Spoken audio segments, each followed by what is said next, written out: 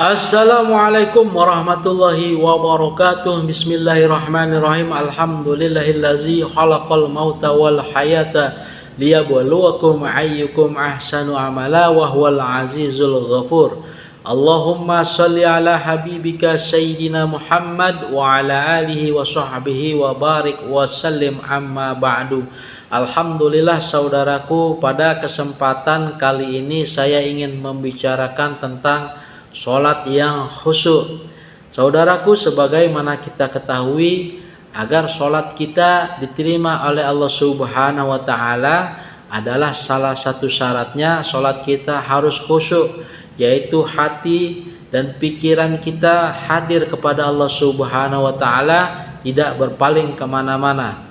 Namun saudaraku, untuk mencapai sholat yang khusyuk ini tidaklah mudah. Oleh karena itu, para ulama salafus sholihin memberikan beberapa cara agar sholat kita bisa khusyuk.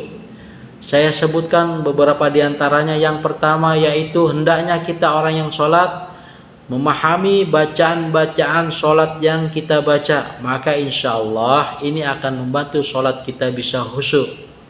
Kemudian yang kedua adalah merupakan syarat batin, yaitu hendaknya kita menjauhi makanan-makanan yang diharamkan oleh Allah Subhanahu wa Ta'ala, baik itu karena zatnya ataupun cara mendapatkannya.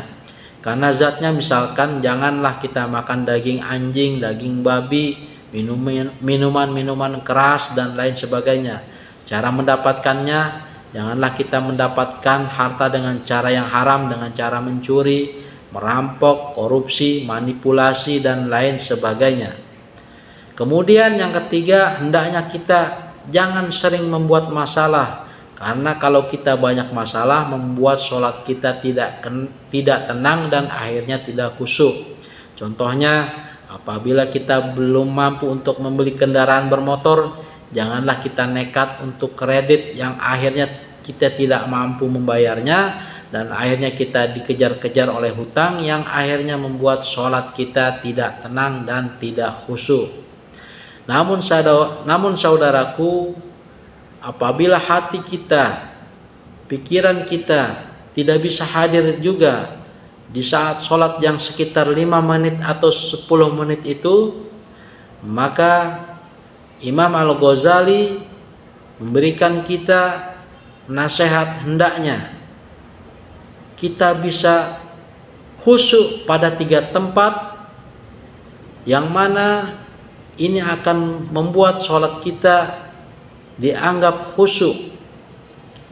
Yang pertama adalah hendaknya kita khusyuk pada saat kita membaca Inni wajjahtu wajhiya lillazi fataras samawati wal ardh, yang artinya saya hadapkan jiwa raga saya kepada Allah Subhanahu wa Ta'ala, yaitu tepatnya pada saat bacaan doa iftitah. Kemudian yang kedua yaitu pada saat bacaan Iyyaka na'budu wa iyyaka nasta'in, yaitu hanya kepada Allah kita menyembah dan hanya kepada Allah kita mohon pertolongan. Pada bacaan surat Al-Fatihah ini hendaknya kita bisa khusyuk, hati kita fokus kepada Allah Subhanahu wa Ta'ala. Kemudian yang ketiga adalah pada bacaan Assalamu alayka ayyuhan nabi wa rahmatullahi wa barakatuh. Salam dan hormat kepada baginda Nabi besar Muhammad sallallahu alaihi wasallam. Ini bacaan yang harus kita khusyuk pada saat mengucapkannya. Maka apabila pada 3 tempat ini kita bisa khusyuk, insya Allah sholat kita diterima oleh Allah Subhanahu wa Ta'ala.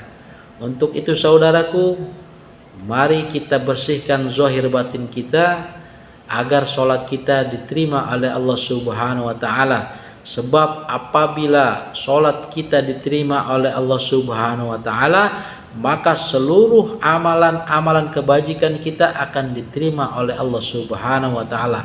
Namun apabila sholat kita tidak diterima oleh Allah Subhanahu wa Ta'ala alias ditolak, maka seluruh amalan-amalan kebajikan kita tidak ada artinya, alias gugur semuanya, alias tidak diterima oleh Allah Subhanahu wa taala.